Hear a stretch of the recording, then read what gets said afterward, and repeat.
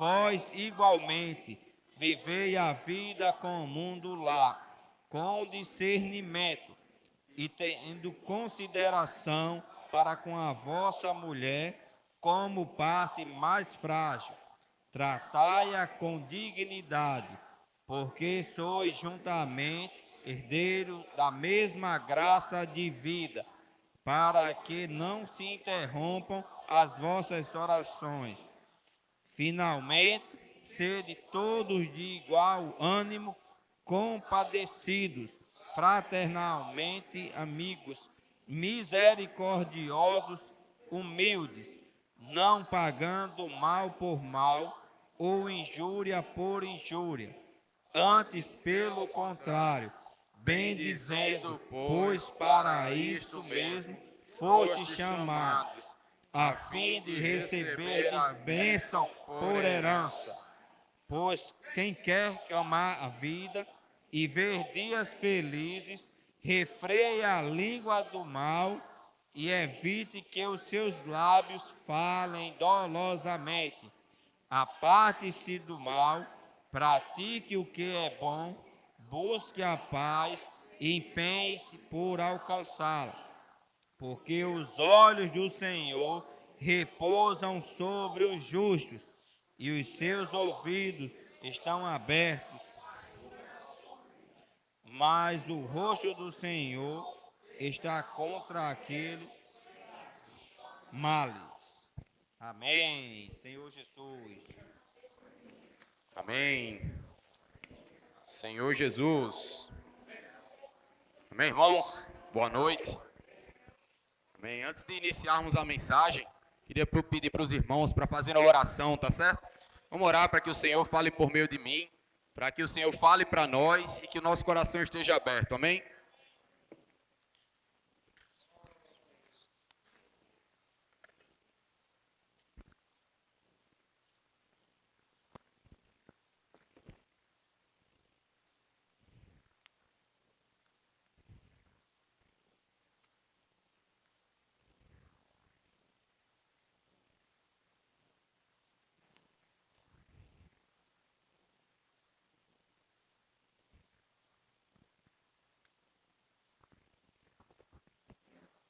Amém?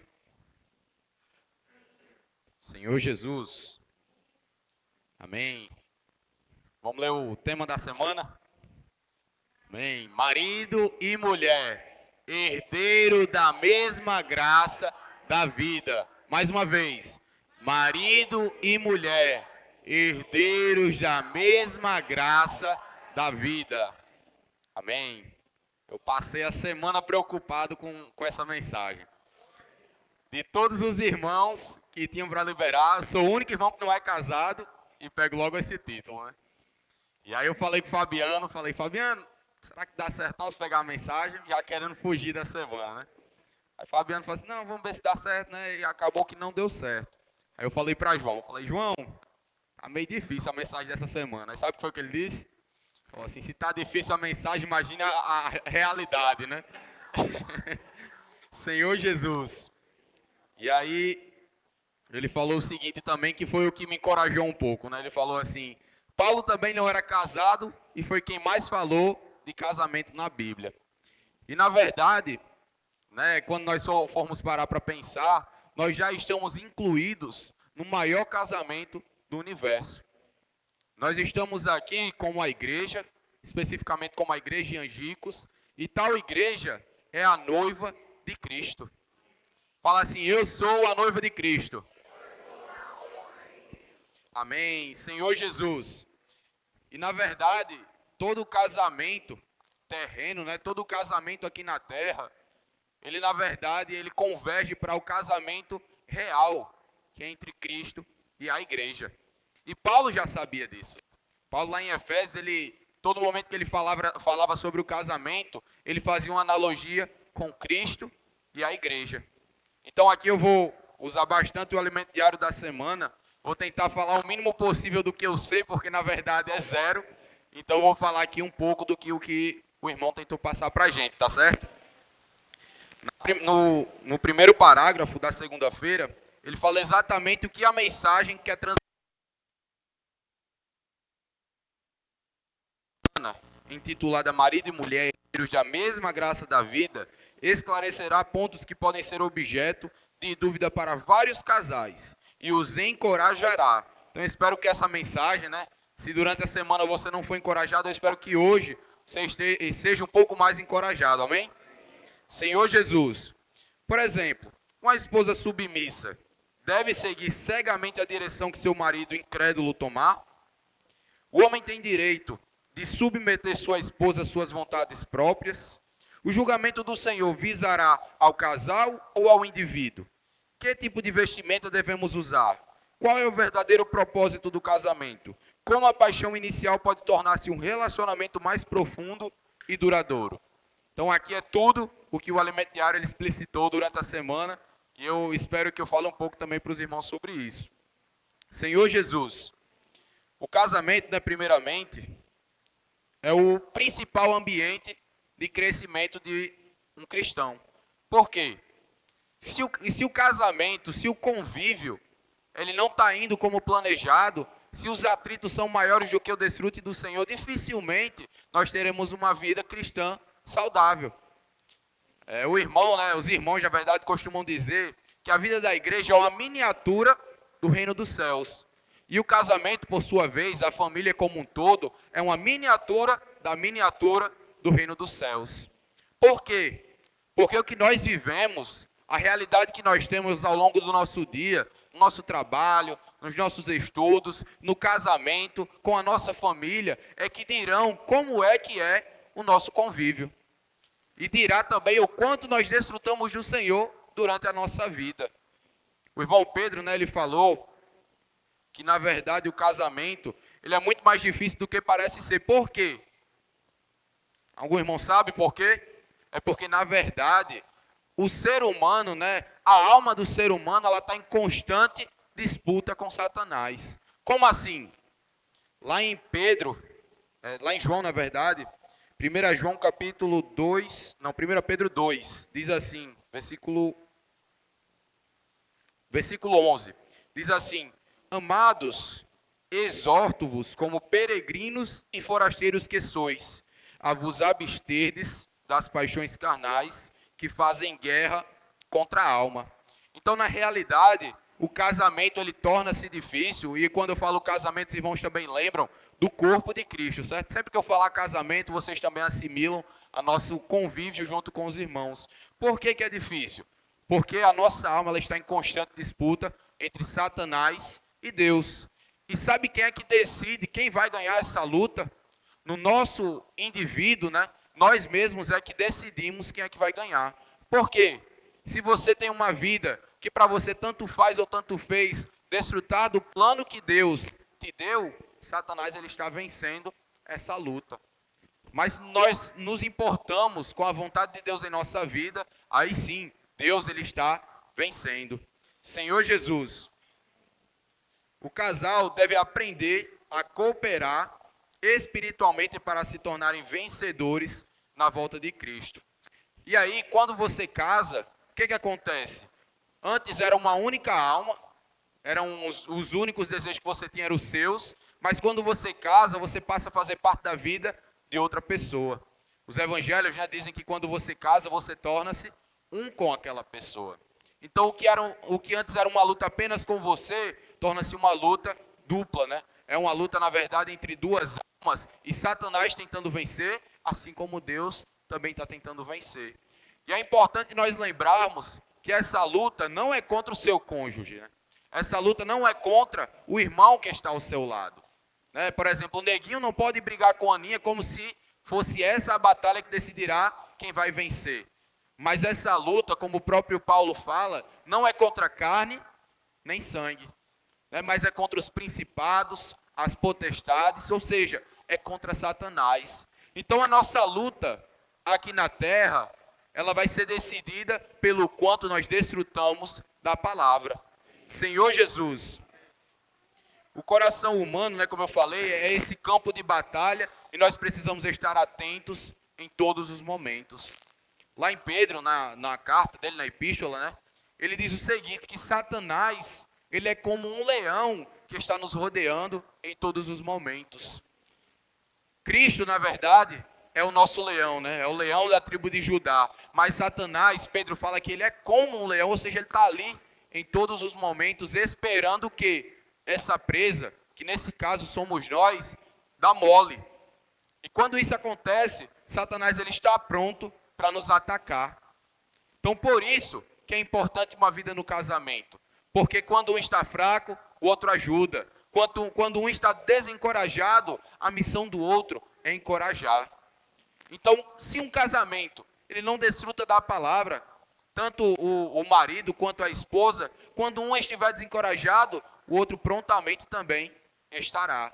Em contrapartida, quando o esposo estiver encorajado e a esposa quiser desencorajar, ela vai se sentir encorajada. Senhor Jesus. E aí, ainda na segunda-feira, o irmão Pedro ele fala sobre 3 armadilhas que Satanás ele nos usa para tentar nos vencer. Lá em 1 João, capítulo 2, versículo 16, diz assim: porque tudo que há no mundo, a concupiscência da carne, a concupiscência dos olhos e a soberba da vida, não procede do Pai, mas procede do mundo. Senhor Jesus, e o irmão Pedro ele falou o seguinte: essa concupiscência da carne são todos os prazeres da carne que nós temos, a imoralidade, a sensualidade, tudo que parte propriamente da carne é essa concupiscência da carne. Já a concupiscência dos olhos, eles são aqueles desejos materiais que nós temos. Nós olhamos para um carro de uma pessoa e falamos assim: rapaz, queria tanto um carro que nem esse. E aí a gente olha para o trabalho, será que aquela pessoa está ganhando melhor do que a gente se preocupa, quer sempre ter o melhor no mundo, mas com o objetivo estritamente de melhorar a sua vida e nada mais. Por que que isso é errado? Querer ter as coisas não é um problema, mas querer ter as coisas simplesmente para satisfazer a nossa vontade torna-se um problema. E aí a terceira coisa que Satanás ele usa é a soberba da vida. É aquele orgulho, a arrogância, o desejo de poder. Você olha para um irmão, você quer ser superior àquele irmão, e isso se torna também um problema. E ainda mais em um casamento. Diz aí se o esposo olha para a esposa sempre a humilhando, sempre colocando-a para baixo, o que vai acontecer é que essa arrogância vai tomar parte de toda a alma e já não vai ser mais como se vivessem dois, né? Seria apenas um querendo ser melhor do que o outro. Senhor Jesus, mas existe um segredo, né? Uma fórmula mágica para nós vencermos essas 3 coisas que tem nos rodeado e que Satanás usa. Vocês sabem quais são? Qual é, na verdade? É apenas uma fórmula secreta.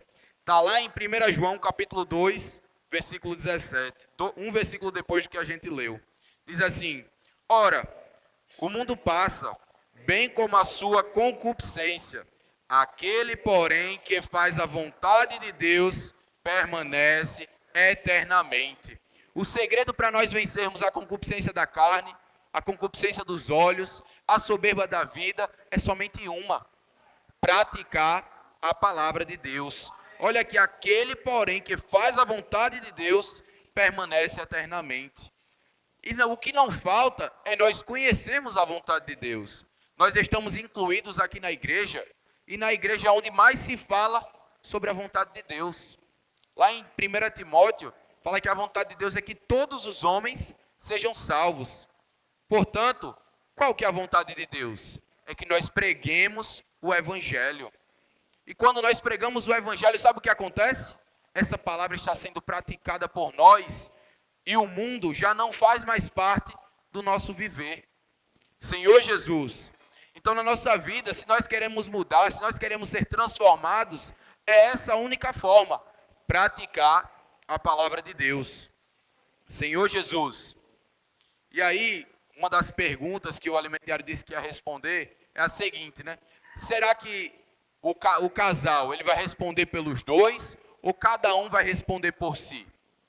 Pode ser uma dúvida muito grande, né? Porque você pode falar assim: não, mas é porque Giovaneide faz Dadinho errar. Então será que é só Giovaneide que vai ser julgado ou Dadinho também vai ser? E essa pergunta ela foi respondida com um versículo. Senhor Jesus, deixa eu só achar aqui o versículo. 1 Coríntios capítulo 4, versículo 5. Senhor Jesus. Diz assim: portanto, nada julgueis antes do tempo que venha o Senhor, o qual não somente trará luz às coisas ocultas das trevas, mas também manifestará os desígnios dos corações.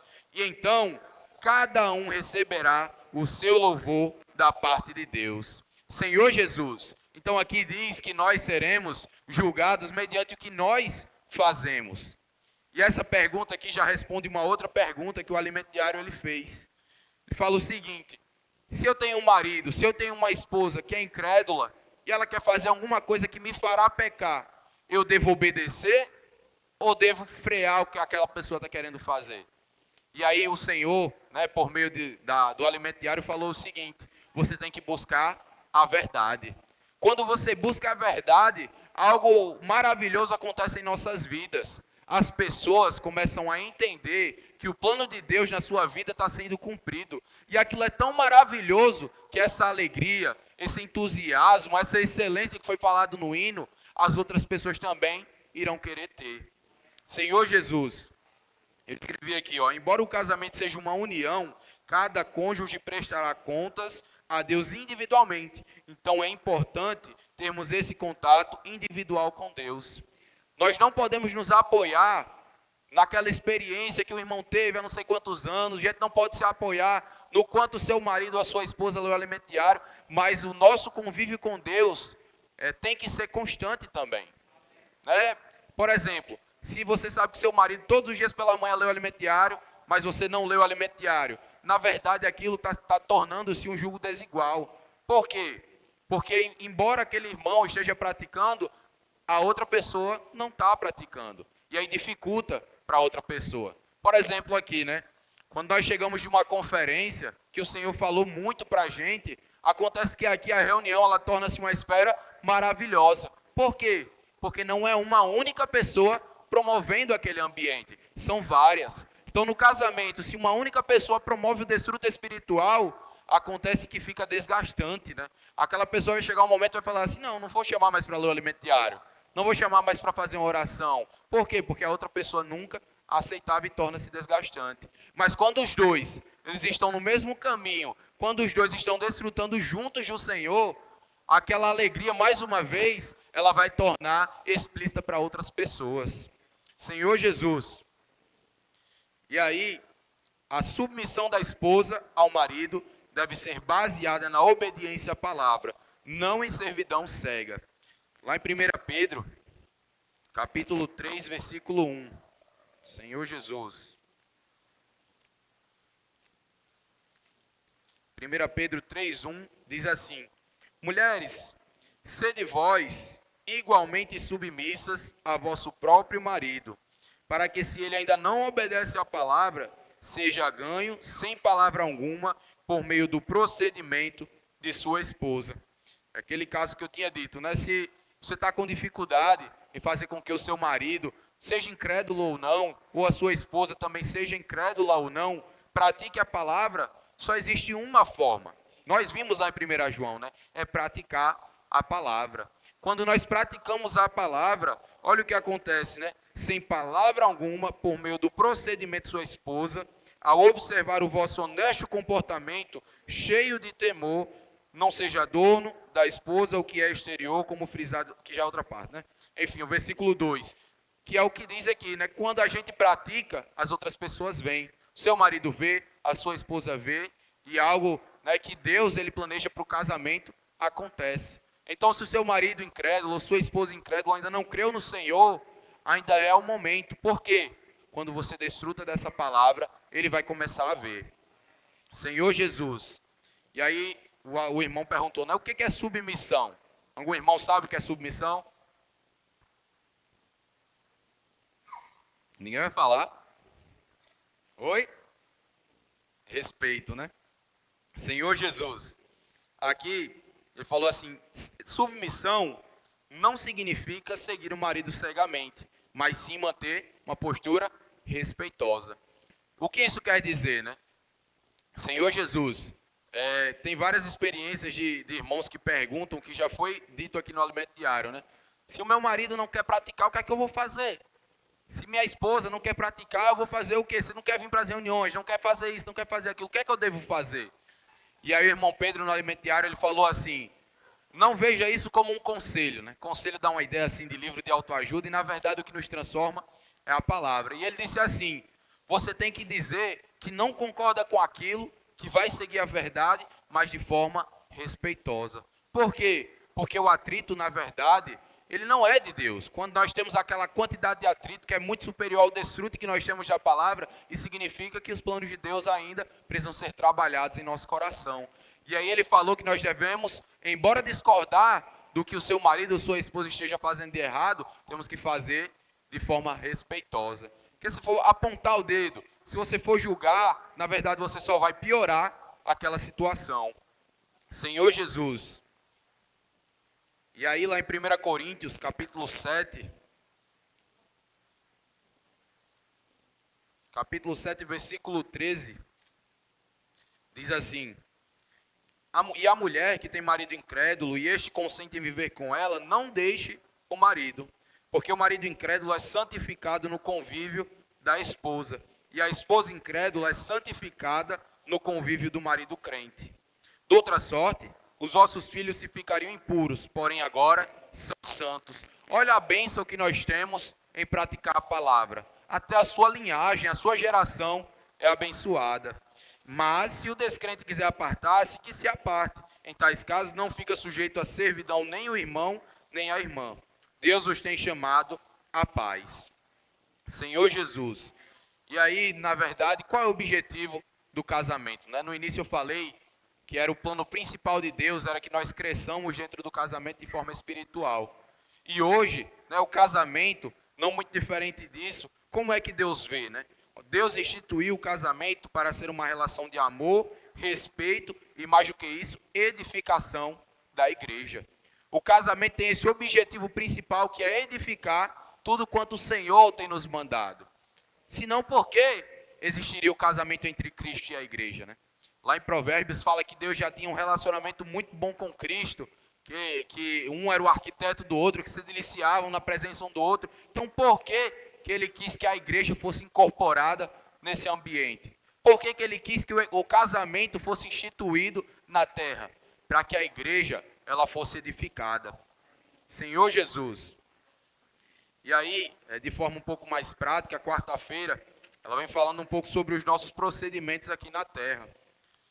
Senhor Jesus. E aí ele fala assim, Pedro ensina que a verdadeira beleza de uma mulher não está nos adornos externos, mas no homem interior do coração. Lá em 1 Pedro, capítulo 3, Senhor Jesus. 1 Pedro, capítulo 3, versículo 3. Diz assim, não seja o adorno da sua esposa o que é exterior, como frisado de cabelos, adereços de ouro, aparato do vestuário. Seja, porém, o homem interior do coração unido ao incorruptível, trajo de um espírito manso e tranquilo, que é de grande valor diante de Deus. E aqui ele estava dando, na verdade, uma exortação tanto para os homens quanto para as mulheres, né? Sobre a forma de procedimento, a forma de vestimenta. E ele falou um pouco do contexto da época, né?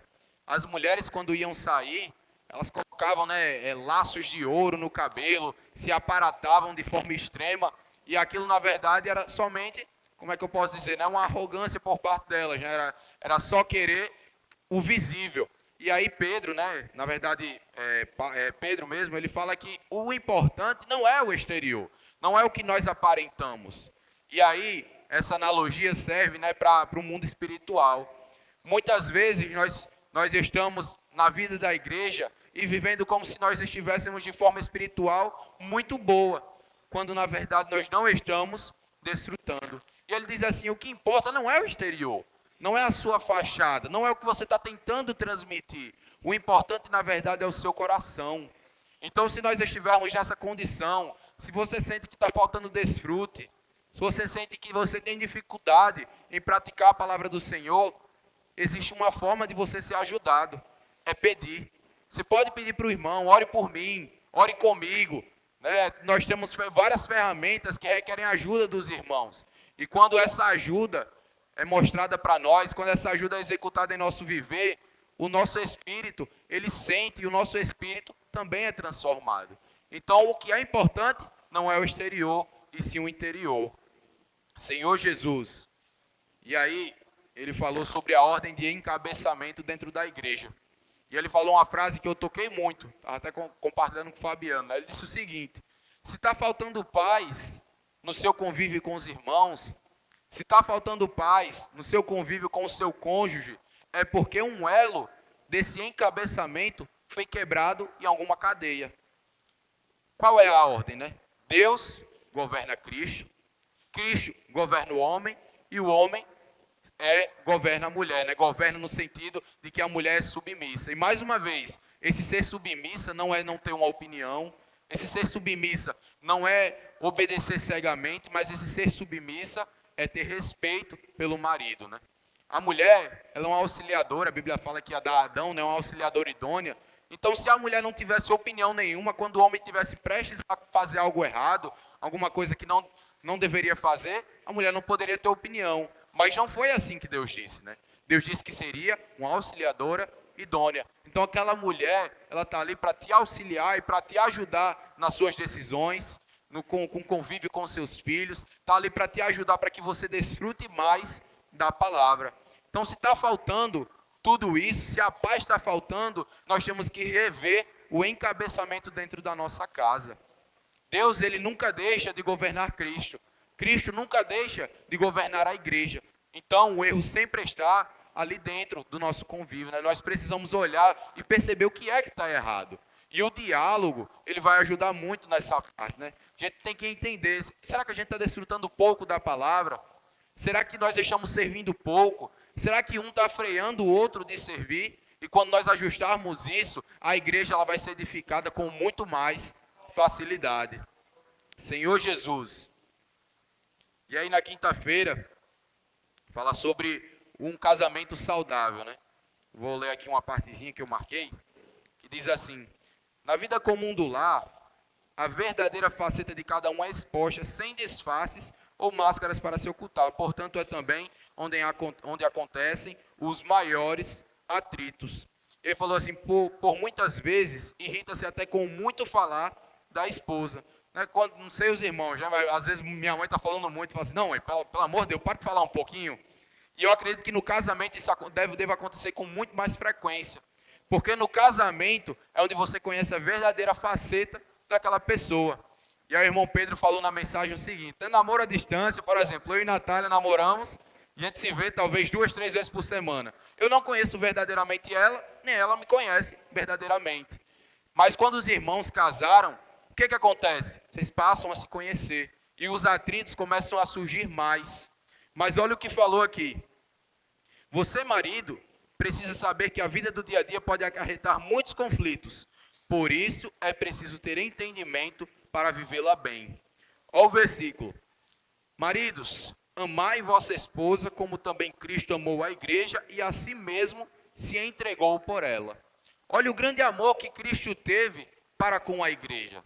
Esse amor que ele morreu por um inimigo, por pessoas que nem ao menos se importavam. Quando nós vamos olhar ali o Evangelho, por exemplo, você vê o que as pessoas faziam com Cristo enquanto ele estava sendo crucificado por amor a eles. As pessoas esbofeteavam, cuspiam, denegriam. Mas esse amor, muito maior do que qualquer outra coisa, não permitiu que Cristo parasse aquela obra de redenção. Mas ele continuou por amor à igreja. Olha esse grande amor que Cristo teve pela igreja. E aí vem Paulo e fala que o mesmo amor que Cristo teve pela igreja, nós devemos ter pela mulher, né? É um amor que é muito difícil de ser executado, eu diria que impossível pela nossa lógica humana. Mas graças ao Senhor, que não precisa partir de nós mesmos. Lá em 2 Coríntios fala que nós nem conseguimos pensar como se partisse de nós. Mas outro versículo diz que Deus pode fazer infinitamente mais do que tudo quanto pensamos ou fazemos. Ou seja, a partir de Deus, a partir da palavra, esse amor que é tão difícil de ser praticado de forma sozinha, passa a ser fácil. Por quê? Porque esse amor procede de Deus. Deus, que é o próprio amor, se dispensa a mulher por meio do homem. Olha aí como o Senhor pensou em todas as coisas. Paulo, que não tinha experiência nenhuma com casamento, ele falava uma verdade tão grande quanto essa. E aí o versículo seguinte, Efésios 5, Senhor Jesus, Efésios 5, 25, diz assim, a partir do 22. As mulheres sejam submissas ao seu próprio marido como ao Senhor. Olha aí a grande dificuldade também que Paulo ele demonstrou aqui para as mulheres, né? Que você tem que ser submissa ao seu marido, assim como é ao Senhor. Aí o versículo 23. Porque o marido é o cabeça da mulher, como também Cristo é o cabeça da igreja, sendo este mesmo o Salvador do corpo. Como, porém, a igreja está sujeita a Cristo, assim também as mulheres sejam em tudo submissas ao seu marido. Mais uma vez, se você for olhar pela lógica humana, será que você consegue ser completamente submissa ao seu marido? De forma alguma, porque são duas almas que terão atrito entre elas. São duas pessoas diferentes, duas pessoas que têm pensamentos diferentes, que têm vontades e propósitos muitas vezes diferentes.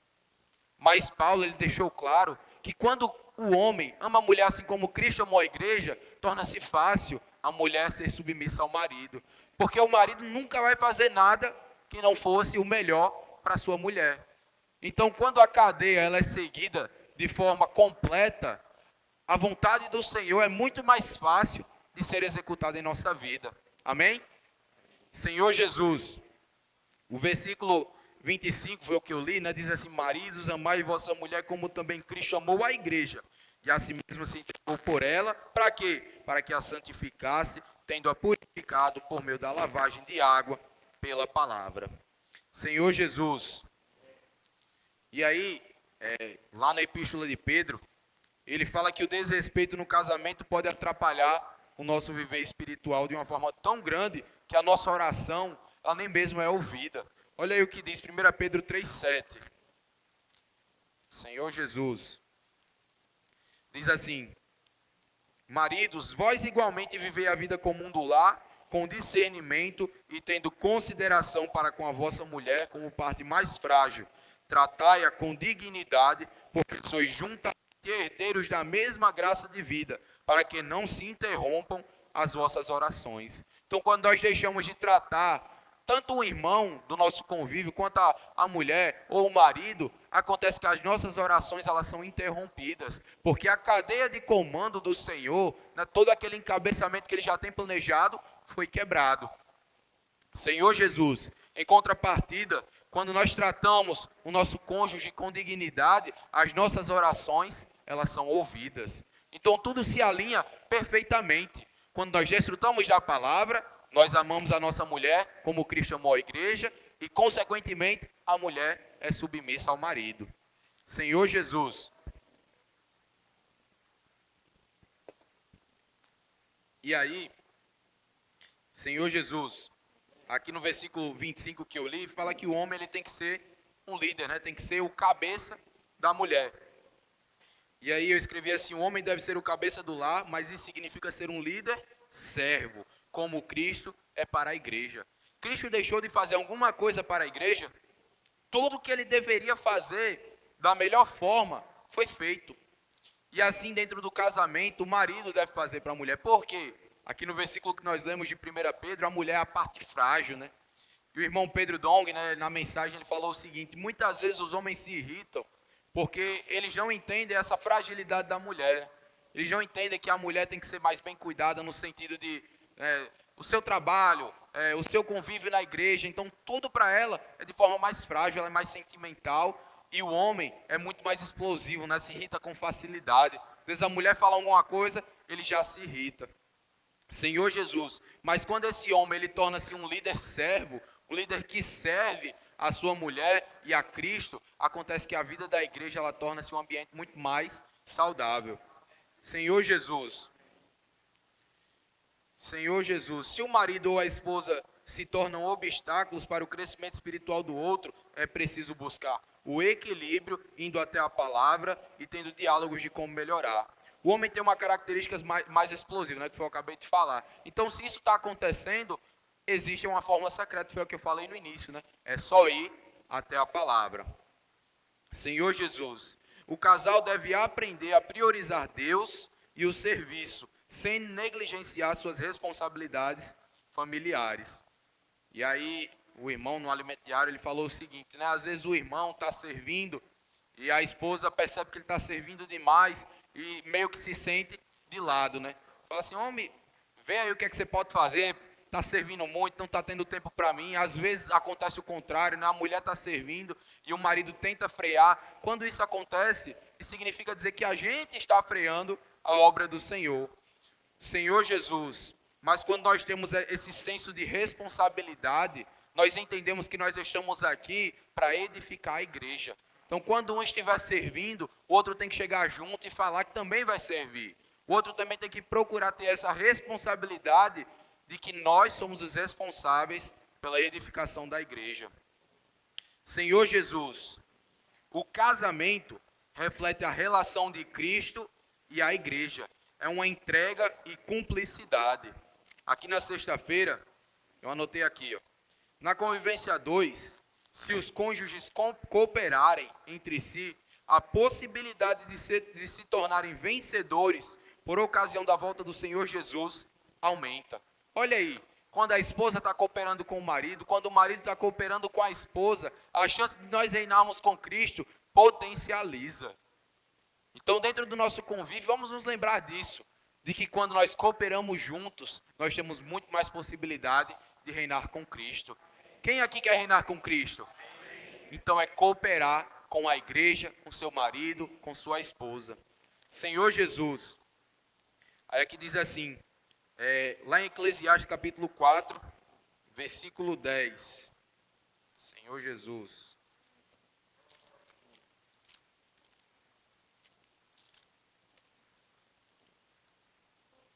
Senhor Jesus. Eclesiastes 4:10 diz assim, porque se caírem, um levanta o companheiro. Ai, porém, do que estiver só, pois caindo não haverá quem o levante. Senhor Jesus, olha aí a facilidade de quem é casado nessa parte, né? Você vê, se um está desencorajado, como eu falei no início, o outro encoraja. E ainda no versículo 12, olha o que diz. Se alguém quiser prevalecer contra um, os dois lhe resistirão. O cordão de 3 sobras não se rebenta com facilidade. E o irmão Pedro falou o seguinte, por que de 3 dobras? Estava falando que é marido e mulher, aí falou dos 2, aí depois entra 3 dobras, né? Porque quando o casal, ele coopera junto com Cristo, já não é somente o marido e a esposa. Deus está ali no meio. E a própria Bíblia, né, tem um versículo que é bastante conhecido, às vezes interpretado de forma errada, né, que diz assim, se Deus é por nós, quem será contra nós? Então, se Deus estiver no seu casamento, se Deus estiver na nossa igreja, sabe o que acontece? Não vai ser quebrado de forma alguma. Não há quem lidere contra Deus, não há quem consiga deter Deus. Então, quando o casal ele coopera junto, Deus está ali também. E torna-se muito mais fácil, como foi falado aqui, potencializa as chances de nós reinarmos com Cristo. Senhor Jesus. Oh, Senhor Jesus. E aí ele falou também sobre uma base sólida dentro do relacionamento. Ele falou o seguinte, né? Ele, até na mensagem ele brincou, ele falou que quando ele começou a namorar, ele tinha uma paixão tão grande, que teve uma inundação, parece que ele disse, ele passou um rio para ir ver a namorada, né, na época que eles namoravam. Olha aí a paixão inicial como era forte. Mas ele falou o seguinte, que essa paixão inicial, embora dada por Deus, não é o suficiente para manter um casamento. Então, se nós casarmos pensando exclusivamente em satisfação pessoal, em como é bom viver a dois, em como é bom ter uma pessoa ao seu lado, vai acontecer que em algum momento vai desmoronar. Mas ele falou que quando nós construímos uma base sólida, o casamento passa a ser uma vida a dois muito mais completa. Senhor Jesus, e ele falou o seguinte, sabe como é que nós construímos uma base sólida? É praticando a palavra de forma junta. É quando você vai lá e faz a imersão junto com sua esposa, com seu marido. É quando você desfruta das dificuldades que você passa na sua vida. É quando você desfruta também, quando você tem uma experiência com Cristo. É isso que dá a você uma base sólida para permanecer aquele relacionamento até a volta do Senhor. Senhor Jesus. Senhor Jesus. E aí no sábado, ele falou sobre essas características de um casamento firmado em Deus. Ele falou sobre a unidade de ânimo, né? Ele falou também que esse casal ele tem que ter o mesmo propósito e caminhar juntos. Eu escrevi até aqui uma parte, né? Disse assim, ó: os cônjuges são companheiros espirituais, são herdeiros da mesma graça de vida para receber uma mesma herança. Então o objetivo é o mesmo. Se eles estão cooperando e eles têm aquele objetivo de ter uma mesma herança, sabe o que acontece? Eles têm o mesmo objetivo e o Senhor, né, dá esse espírito unânime. Senhor Jesus. E aí uma segunda característica de um casamento firmado em Deus é a compaixão. Ele falou que a compaixão é você aprender a sentir a dor do outro. E essa característica não é uma característica humana, é uma característica do próprio Deus. Lá nos evangelhos fala que Jesus Cristo andava de cidade em cidade, aldeia em aldeia, e fala que ele compadecia-se das pessoas que estavam aflitas e exaustas. Então a compaixão é uma característica de Cristo que nós, como filhos de Deus, devemos também herdar. E para nós herdarmos essa característica só existe uma forma: no Espírito. Senhor Jesus. A fraternidade, que é construir um relacionamento de amizade verdadeira. É você saber partilhar suas dificuldades, é você saber partilhar o que você está passando em sua vida. E quando isso acontece, o casamento, ele tem um relacionamento saudável. E lembrem-se, quando eu falo de casamento é também na igreja. Quando nós temos um espírito fraterno para com os irmãos, quando nós temos compaixão, quando nós somos unânimes, a vida da igreja, ela dá frutos. Por quê? Porque todas essas características são características de Cristo. Senhor Jesus. E por último dessas características diz misericórdia e humildade. É evitar reações impulsivas e aprender a perdoar. Muitas vezes, né, acontece alguma coisa que seu marido faz que você não gosta, que sua esposa faz que você não gosta, você fala assim, né? Tá certo, me aguarde. E quando isso acontece, é porque na verdade aquelas situações impulsivas, elas estão tomando controle de nossa vida. Mas quando o Senhor, ele fala que nós temos que ter um espírito humilde, que nós temos que ter misericórdia, também se aplica aqui. Paulo diz que nós devemos ser imitadores de Cristo. Lá em Hebreus, sabe o que fala? Que Cristo esqueceu dos nossos pecados. Hebreus capítulo 8, né, ele fala assim, dos seus pecados jamais me lembrarei, das suas iniquidades usarei de misericórdia. Então, dentro do nosso relacionamento, tanto quanto casado, como dentro da vida da igreja, nós temos que ser misericordiosos. Por quê? Olha aqui tem cerca talvez de 40 irmãos, né? Cada um irmão aqui, será que ele não faz alguma coisa que você não gosta? Faz. Geraldo talvez faça alguma coisa que Fabinho não gosta, não é? Mas sabe o que tem que acontecer? Um espírito misericordioso. O alimento diário ele falou o seguinte: não aponte o dedo, não julgue somente para criticar, mas tenha compaixão, idoneidade, tenha humildade, misericórdia, porque quando isso acontece, o reino dos céus, que é tão maravilhoso, começa a expressar-se em nosso viver. Senhor Jesus. E aí, por fim, ele falou assim: a chave para um casamento feliz é lembrar que, assim como na igreja, somos uma família. Sempre quando você tiver com o seu casamento frustrado, seu casamento triste, sabe o que você tem que lembrar? Que você, como marido, tem que amar a sua esposa como Cristo amou a igreja.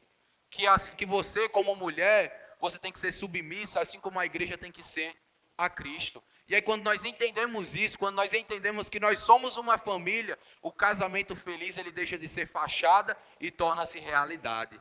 Senhor Jesus. E aí outra forma, né, e a principal forma, na verdade, é praticar essa palavra. Quanto mais praticamos a palavra, mais paz há em nosso convívio. Vocês já passaram por alguma experiência que vocês estão desfrutando muito da palavra, mas vocês estão sem paz? Não. Sabe por quê? Porque a palavra traz paz. Né? A gente teve um livro que nós lemos numa reunião de jovens, já que tinha uma imagem de uma floresta muito bonita, tudo cheia de harmonia, e uma segunda imagem de um pássaro dentro de uma caverninha numa montanha, né? Chovendo bastante e lá bem encolhidinho. E ele falando o seguinte, que aquele pássaro, embora tivesse com a dificuldade imensa do lado de fora, ele estava em paz. Por quê? Porque o Criador estava tomando conta de todas as coisas. E em nossa vida, quando nós praticamos a palavra, embora tudo ao nosso lado esteja desmoronando, uma coisa não está: o nosso espírito. E se o nosso espírito não desmorona, o nosso viver familiar, o nosso viver na igreja, o nosso viver no casamento, ele é transformado. Senhor Jesus, a edificação da igreja ocorre quando os membros praticam a palavra de forma unânime, sem olhar para o outro com inferioridade e sem apontar ou criticar.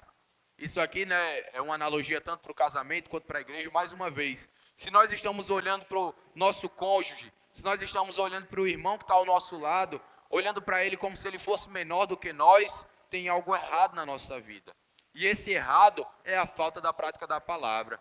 Mas quando nós praticamos, aquele irmão, por menor que seja, em nossa visão terrena, o nosso espírito, ele fala que aquele irmão é muito maior do que nós. Olha aí Paulo, né, com Hebreus, ele escreveu 14 livros do Novo Testamento.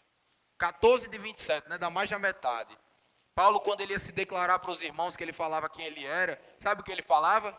O menor de todos os santos, o maior de todos os pecadores. Quando nós formos nos tratar com os irmãos, nós temos que ter esse mesmo espírito. Rômulo, o maior de todos os pecadores, o menor de todos os santos. Porque quando isso acontece, nós estamos tendo um espírito humilde. E quem era mais humilde do que Cristo? Cristo, que era o próprio Deus, a Bíblia fala que ele não usurpou ser igual a Deus, mas ele veio até aqui nessa terra. A Bíblia fala que ele morreu por inimigos. Para quê? Tem um hino, né, que fala assim, eu acho que é o C72, vou até ler aqui uma estrofe para vocês. Diz assim, tão longe estava Deus de um alto e intangível céu, mas um dia ele desceu. Aqui viveu, seu sangue deu, na cruz morreu por mim. Quem era mais humilde do que Cristo? Ninguém na face da terra foi mais humilde do que ele. E mais uma vez, se Paulo diz que nós devemos imitar a Cristo, esse espírito de humildade também deve fazer parte do nosso viver. E quando isso acontece, esse herdeiros da mesma graça passa a tornar-se realidade em nosso viver. Então, se nós queremos ter uma vida familiar mais feliz, mais saudável, se nós queremos avançar juntamente com Cristo, se nós queremos que as nossas chances de reinar com Cristo potencializem, só existe uma forma: é praticar essa palavra. Senhor Jesus, agora são 8h59, eu acho que está bom aqui já. Senhor Jesus, queria pedir para os irmãos para fazerem grupos, compartilharem. O que eu faltei de falar aqui, os irmãos completam, tá certo? Amém. Senhor Jesus.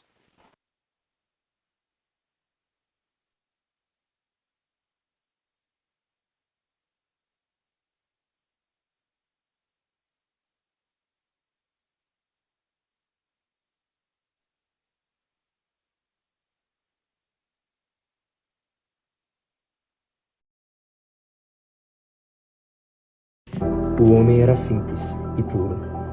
Ele era obediente a tudo que Deus lhe falava. Todavia, quando a serpente colocou dúvida em sua mente, ele perdeu sua simplicidade e pureza e deixou a palavra de Deus como alimento para viver. Atualmente, o mundo é um caos. As pessoas estão tão apressadas, é o que rola nos dias atuais. Ansiedade, medo, vazio, tristeza. As pessoas buscam tantas coisas para preencher esse vácuo, mas todas são passageiras, pois sem realidade, tudo é uma sombra da verdade. É necessário lembrar que todas as nossas necessidades são supridas através da palavra de Deus.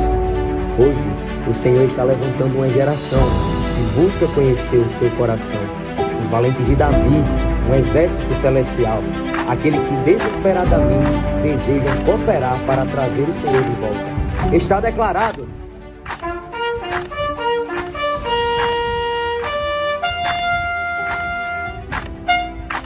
É guerra! É guerra!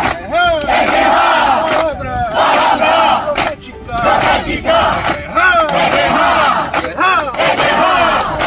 Palavra! Profética! O Senhor nos deu uma ferramenta para nos capacitar e aperfeiçoar, através da palavra profética. Todo aperfeiçoamento que temos recebido pela imersão na palavra, pregação do Evangelho e serviço na igreja é para a edificação do corpo de Cristo e para Cristo nos encher até a sua plenitude.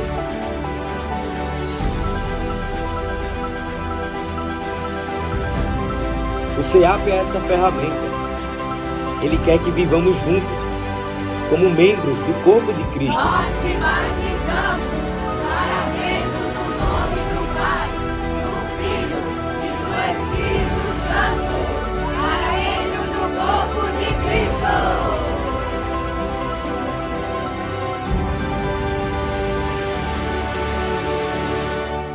Tropas e capitães, juntos, cumprindo sua vontade, lutando pelo seu reino, tecendo o tecido de amor e imergindo no sobrenatural.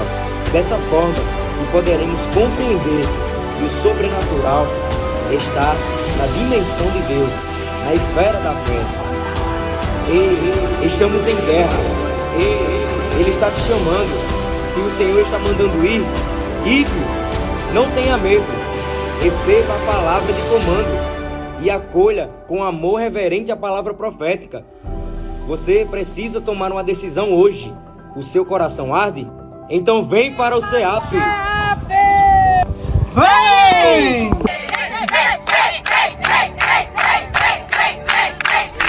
CEAP Brasil, você também vem. Aperfeiçoado, você será também. Amém. Imerso na palavra, vai pra rua praticar e a igreja edificar. Vem para o CEAP Brasil, você também vem. Aperfeiçoado, você será também. Amém. Imerso na palavra, vai pra rua praticar e a igreja edificar. Vem para o CEAP Brasil, você também vem. Aperfeiçoado, você será também. Amém. Imerso na palavra, vai pra rua praticar e a igreja edificar.